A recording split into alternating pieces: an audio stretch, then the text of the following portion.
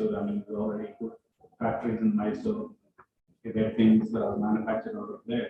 And of course, places like Bangalore is there to do the end-to-end solution, right? With that, we have been actually able to launch globally viable products. Right now, we are about to launch India's first smart jersey during the IPL. Probably today also I will launch it here if you allow me. This is something very innovative because this smart jersey is not just for sports, but it's also for healthcare. It can be used for industrial monitoring, like Flintman was saying, about the workers wearing something and being monitored for their fatigue and ergonomics and so on. We can also go into places like where lone workers like miners are there, who we do not know. We have had cases where people are deep in the mine and we do not know what their health status is. Do you actually save them or do you let them go, right? And of course, all the pandemic, a lot of people would have survived probably if we had a smart jersey which were monitoring their vitals from home, right? So plenty of opportunities for India, and I believe we are onto something big. Thank you so much, and I'm sure we would also like to see your product and wish you luck as you launch.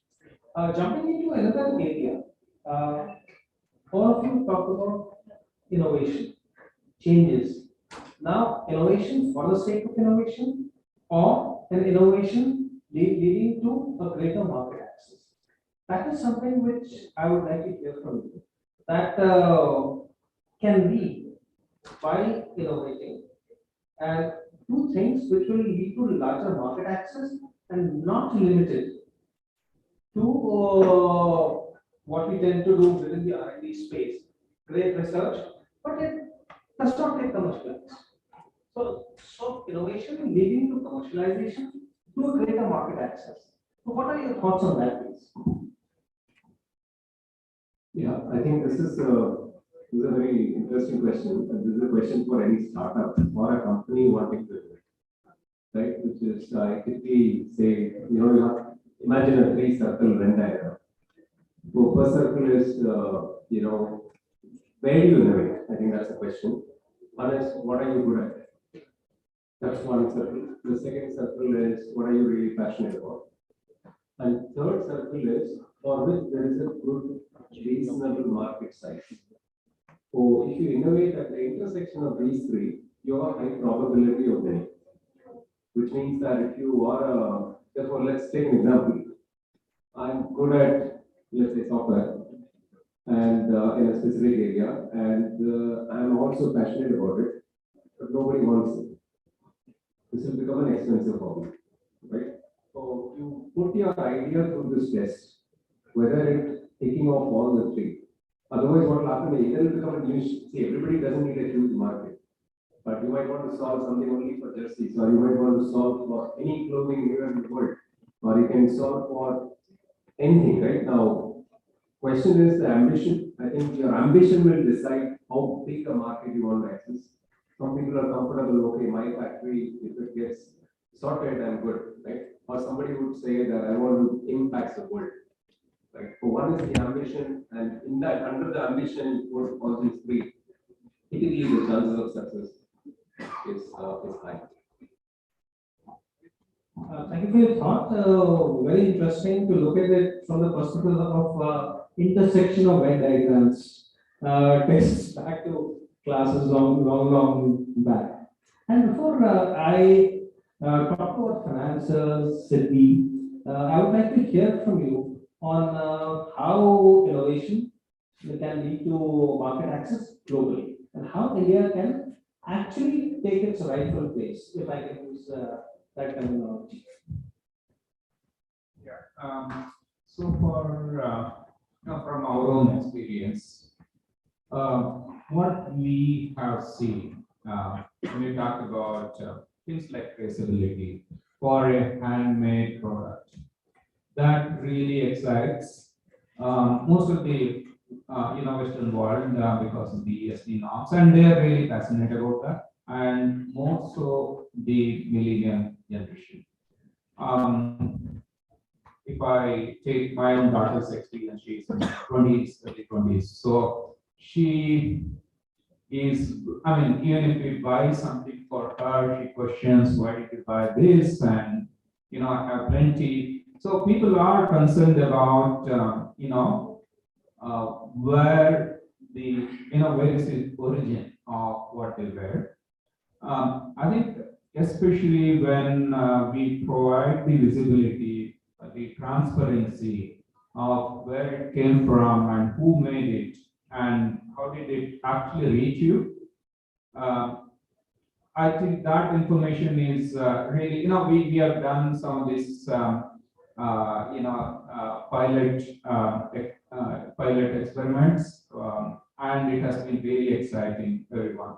And especially on the premium market, people, if I'm paying something, like 20,000 rupees for a good sari, and if I just provide some additional information on who was the weaver and where was it made, I don't think people are actually worried about paying maybe 2,000 or 10% more for the same product.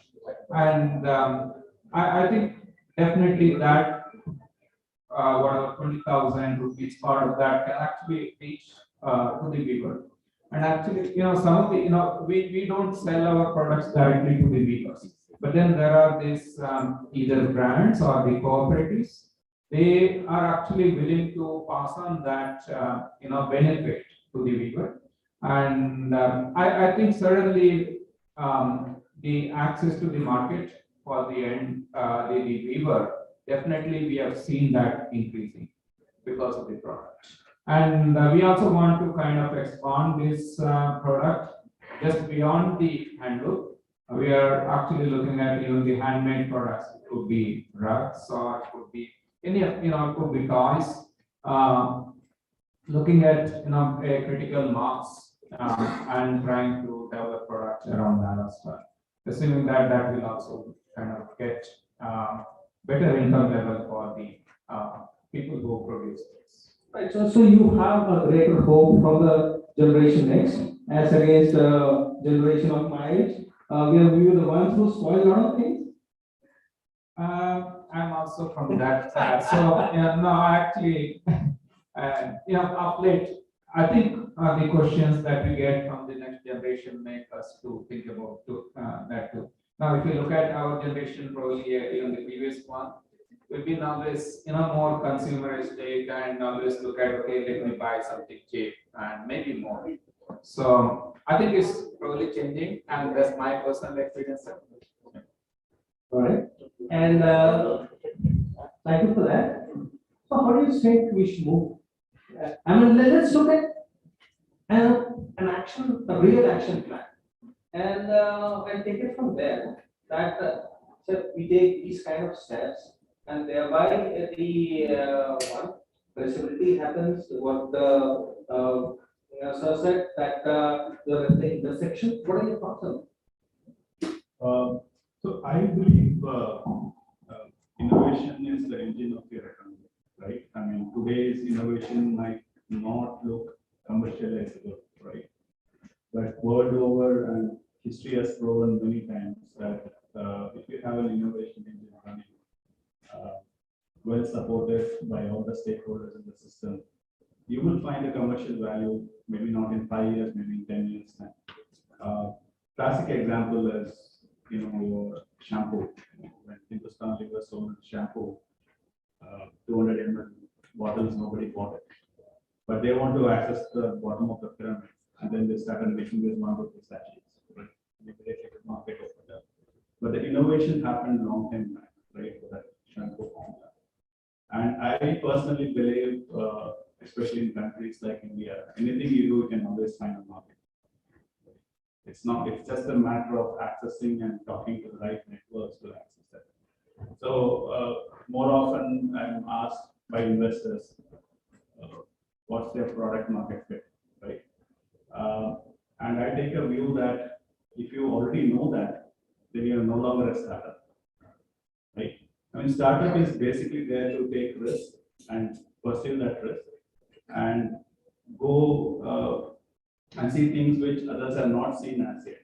Right? That's the purpose of a startup. And they are willing to take the risk for that. But you do require people along that journey who will support you, right? Our gentleman here from City can look at few startups in that space. And I'm sure as a country, if we invest in innovation, right, from the grassroots level and even from school levels, right, plenty of ideas are coming, but they have to be channelized and experts should come in and say what is commercializable, where can we find the market access. So to answer your question, I think the next steps would be to build what you call as the ladder, to access markets, new markets. And I'm sure if Apple can manufacture a product in China and ship it to all of the world, we too can do the same. Right, so you think we should actually develop an India focused framework on technology readiness steps, level 1, 2, 3, and put them through that process so that a very systemic approach is possible. Yes, I think that because the ARM levels are almost low, right? I mean, the acceptance is straightforward when you have that established. And I would also like to bring the fact that standards are also important for the same reason, right? And when we started the journey in Frankly a few years back, there were no medical standards. But today I'm part of the BAS committee where we represent India in the IEC global standards, where standards are being drafted today, right? The Koreans, Japanese, and Chinese take lead in this. But I'm glad to say that BIS actually has taken a lot of steps to be global, globally acclaimed, or at least we participate in most of the standards. Because if you address the standards and the certification process, then you are way ahead in saying that these are the products which need to be standardized according to these. Right? So that's where a lot of products in the past, we had to always rush to CE or FDA or whatever. But today, if we are harmonized and we are part of the global standards already, then the products which come out, we have a certain say. So yes, so there is this TRL levels which needs to come in, but there should also be standards which have to grow from here. Right, very interesting thought. And when we look at innovation, things have to happen on the ground. They need money. And that's where I would request the secretary to talk about that. How do you fund these innovations? And we're using the word innovation. A lot of them will never see the light of the day, but you have to take the chance. So, what is Sylvie thinking on? How do we get into this space, focusing only fashion and textile industry? There are a lot of people on the ground. A lot of things are happening. But the kind of support which is required from an innovation perspective is slightly different. Because today, if you walk into a financial organization, it says you are doing things related to fashion and textile. Okay, balance sheet law, do this, take this, take this. But that will not really lead to change. That is standard. Okay. So and when my panelists here are talking of things which have not been done, so how would the Sylvie look at it? See, the banking space or lending space is changing. Because the market demanding different. Banks cannot operate in the way they had done. SIPI, we are changing. And SIPI's role is a financial institution is to make the ecosystem change the way it operates. Be it in the textile sector or any other sector. Now, funding these startups is one separate aspect. But the other side, the implementation of an IoT technology or a better technology is an imperative. Be it in Tirupur, be it in Surat, be it in any cluster, textile cluster. Now, as much as an MSME unit or a large unit wants to adopt a good technology, the validation of that equally is from the institution. I'm not telling about those financial institutions which are very bookish or something. Now, from my loan is going to a particular unit which wants to take a 5 crore or 10 crore loan, which involves adaptation of a huge technology. the MSME unit who is utilizing that has to equally convince me to finance that. So to that extent, I am also a recipient. You have to convince a banker indirectly, a recipient of the technology. Now, what are the goals, objectives for the MSMEs? And we as a MSME development institution, we want to develop the ecospace itself. There are two goals as far as MSME cities we are looking at. One is what is the implementation of a good technology, either in the rooms or whatever it is, or in the fabric, whether it will make their balance sheet size from X to 5X or 6X or 10X level, whether they can export from X to 5X level, 6X level, whether this results in that, or whether it improves their bottom line. Like now, if I'm using the renewable energy technology, it will improve their bottom line. It may not increase the top line. So, whatever technologies, if a startup comes, either if it is directly to the consumer customer, that's one thing. If it is B2B and that B2B is coming for a loan, how this technology will improve that? That is one angle which we look into. Number two is, you rightly told, how to ameliorate the living conditions of the MSME units. Now, there are a lot of government units, there are a lot of clusters, their lifestyles have to be improved. We want to improve the lifestyles by various types of interventions. Textile is a very important aspect. We want to fund, we want to intervene in those areas to improve the, if you go to a MSME cluster or industrial space, we want it to be totally different. International, we want to bring the latest technology. We want to fund all those things. We want to adopt clusters. We can have a technical collaboration. This we will implement in a particular cluster. If a beautiful IoT technology is there, or any traceability technology, whether this results in improvement of the output, improvement of balance sheet improvement is a requirement. So, or whether the living conditions of the employees or their living societies improve by intervention, anything it does, we can fund it. Ultimately, the technology has to convince not the MSME unit themselves, the investor also. So, we can reimagine entire space, and our type of institutions we are looking as in a different plane. We want to intervene and to develop this, and we can do a lot of company. I'm sure.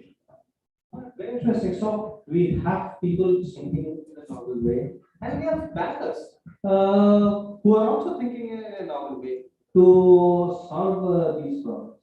So when we really look at it, through the intervention of technology, we can possibly improve the living conditions of the producers, as well as reach to larger markets. And it is only when we start connecting the dots that this thing happens.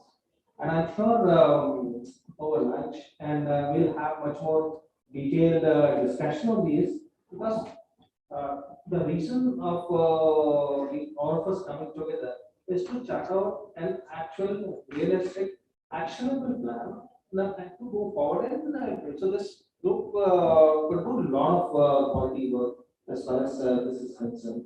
And I'm going to open this for questions. Please ask the panelists any kind of questions, national, international, multinational, whatever. So because it is this exchange of thought really can make major changes. Opening to questions, please. Is there anybody who wants to ask a question related to technology in this sector? It's not exactly a question. Yeah. What sir said, sachet. Can you give this to mic to him, please? It's okay, I'm audible like this. Thank you, Sonia.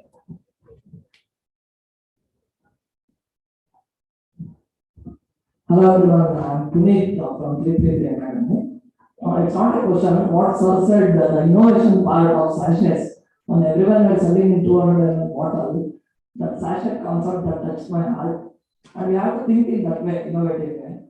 That's what from my end. Okay. And I want to, yes, our friends from Mauritius. Okay, so let's have the question. Yeah.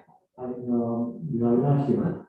So Ganesh mentioned about the mismatch in demand and supply, right? So there's so much of wastage in landfill. So what is the way out? So I'm sure you have a thought process behind that. Yeah, I think, I've personally been in the industry for over 20 years. I made a lot of products which did not sell. It was my personal pain to solve this problem, right? And I was just looking back at the industry and say that, why is this happening? And you would have heard about Zara, then H&M, and now Shein globally. And you will see these companies make less wastage, relatively. But if you understand what is the difference between the rest and these people, right? And while Zara case study is so much written about, India is faster than Zara. Go to Surat. Surat makes products faster than anybody. Yesterday, movie launched, right? Today is the new sarees, right? We don't write about it. India is actually faster than anybody else. Now, coming back, whenever there are things between insight, when you spot a trend and you bring it fast, your waste is the least. Now, two things to minimize the wastage, right? Is when are you spotting the trend? And that trend should not be expert-led trend. The industry is working based on experts. You go and ask people to say, I think 2024 colors will be these three colors. Has anybody checked how many of these colors? We have done that exercise. Many of the color forecasts are untrue. You go and really check what colors sell, not those key colors which are selling. That some of these tones don't work for India. Right? Now people are copying these trends and say, oh, I will have this color palette. On what basis? Is there a science? There's no science. So what we are doing is one way to solve that problem is sensing consumer demand on a dynamic basis at a global level. We are collecting data from the internet. We are processing billions of impressions of data and coming back. Suppose you answer this question, say that tell me 100 dress ideas which will work in India, price point 700 to 1000 rupees. It's in 3 clicks. There's information now. This information, let's say for example, you don't have this information, what you do normally, we have set up designers, there are forecast reports, see the forecast reports, do the Google search, listen to these people, and then they make some designs, wait and pray that this will work. Right? Instead, with so much of data and AI available today, we can crunch data at a real, almost near real time, and come back and say what kind of products will have high probability of winning. Now that is one, right? And second, we don't solve the execution problem. So we provide intelligence. Imagine intelligence plus a response of execution, which is all the factories, all of that we need to do. If you bring these two, you bring the supply demand. The accuracy normally in the industry is 50%. We have demonstrated we can make it anywhere between 75 to 90%.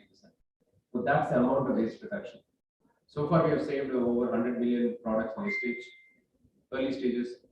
But you see, huge scope. It cannot be done by one company or one individual. It is a collective effort of understanding consumer demand and ensuring that we make the right thing. And we make that also in the right quantity. A lot of wastage is not because you spotted the right dress. You made wrong quantity, it's oversupply. So you need to solve two problems, which is to say the what problem and also the how much problem. So even today, AI is available. You bring this jacket. We have a model which will scan this jacket and tell you whether this will sell well or not instantaneously for your market or your customer. And he give you a weightage and say this is green, amber, red. Okay, you can decide how much to place a bet before. Technology is available today. The question is also adoption. How do you use all of this technology which is approachable and use that in decision making? Yeah, this is one of what, and I'm sure all the effort which is happening in sustainability, better materials, all of that is very important, right? You decision making plus materials will and the process, recycle, and all of that if you do. Okay. And one request, and now that you asked about sustainability, each one of us can make a huge difference. If I ask you this question, how many products do you have in your wardrobe? If you open it right now, how many? How many will have 50 to 100? Raise your hands. 50 to 100. How many will have 25 to 50? Yeah, 50 to 100 is more than that. Typically, that's the number. I didn't ask 100 and above. Typically, there are people above 100. Now, if I ask you the next question, how many of this you frequently use? And whenever I ask this question, it will be 10 to 20%. Very close to 10%. Always, for example, my hand goes to the black and the blues. Each one of us likes some colors, right? But we are buying so much which we don't like. Right? So the first step is buy only what we need.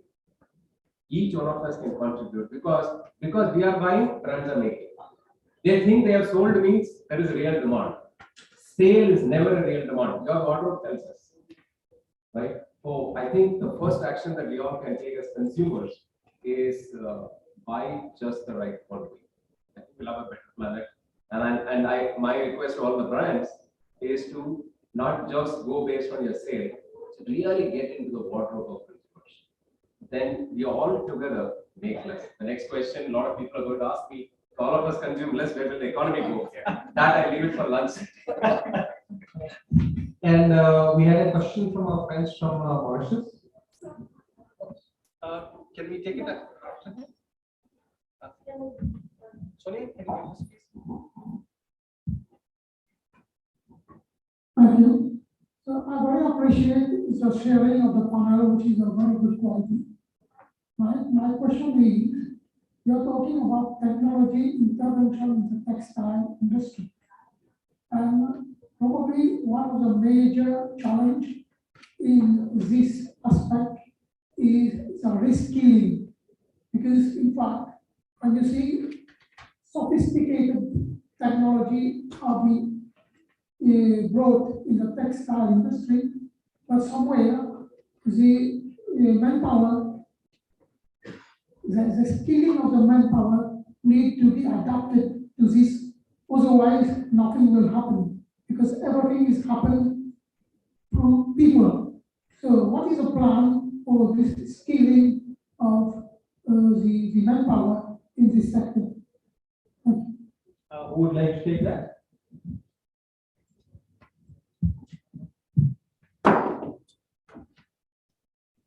Yeah, since we are working at the ground level, I can probably give that perspective where the people who make handloom products, they come from the remote places. The education level is pretty low. I think in India, 25% of the weavers have not been to a formal school. That's the kind of thing. And then most of them, they probably reach, high school level. That's the maximum.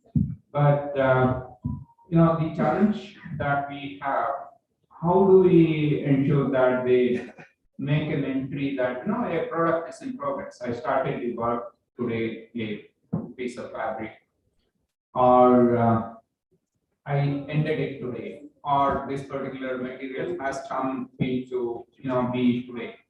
So the biggest challenge was to kind of create a app, even though they have smartphone.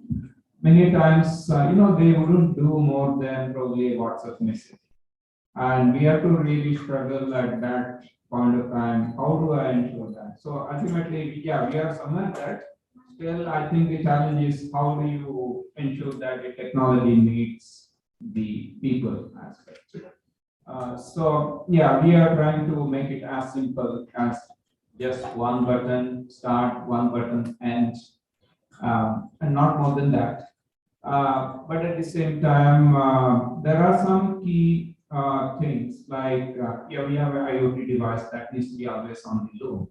So other than putting it over there, the person doesn't need to do anything. But for those kind of things, what we are planning to do is enabling the cluster. We don't go to a one house in village, but it's a cluster of villages. So out of, let's say, if there are 100 people, 100 weavers, we identify one of the person. It's also a way to create a local environment. That person is actually trained to do somewhat advanced level of operations, and he or she also kind of acts as a mediator. And there are all these other issues like the language and so on. So that really is kind of taken care of by this. Obviously, it is not a smooth thing. A lot of learning, but I think we are somewhere there. trying to happen. Yeah. But does that, lady in the green, please? Can you give a mic to her, please?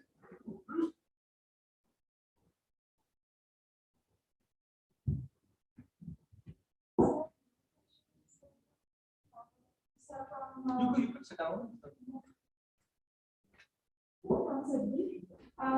Sir, I just wanted, like, we are two partners in our startup, and I want to go with MSME, these yogas and everything. I am open to take loans from government for our idea, but my other partner, she is not ready because she thinks that the processes are so slow. There is a lot of paperwork. They will intervene into our academic step, and we won't feel free to do whatever we are trying to do at faster pace. Is it really true?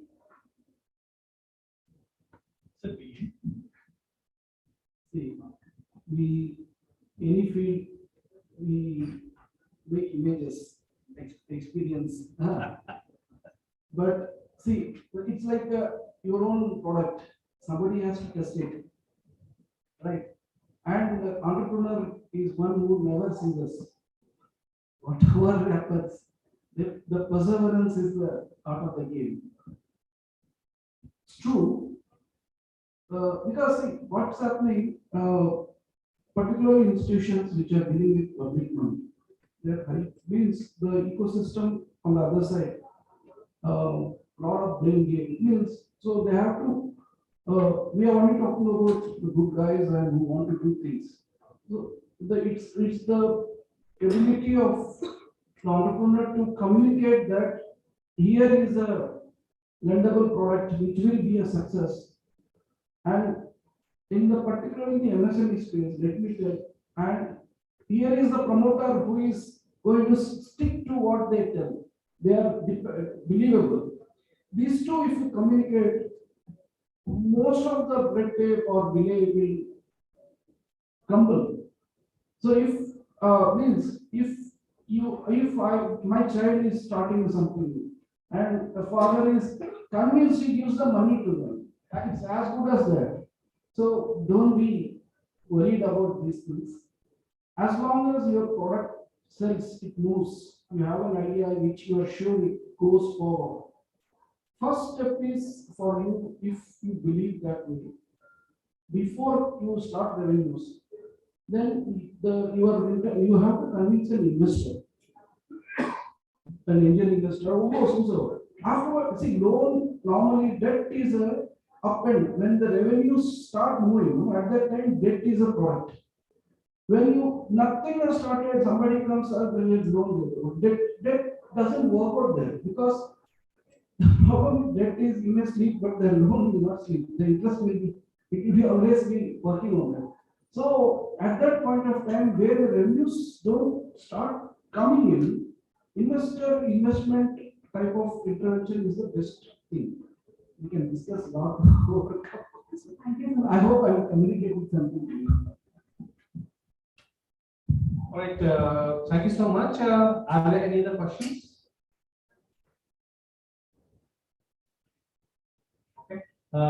Yes, it was a pleasure talking to you, and a lot of thoughts have emerged out, and we will put this together, and quick action points will be created.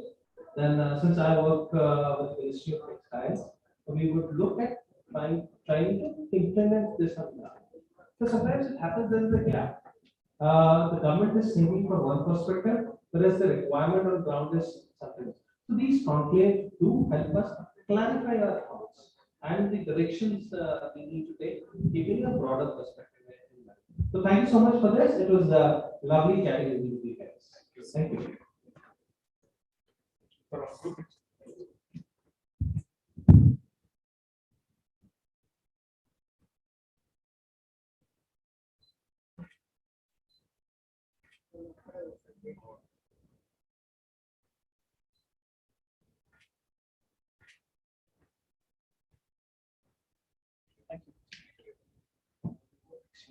Should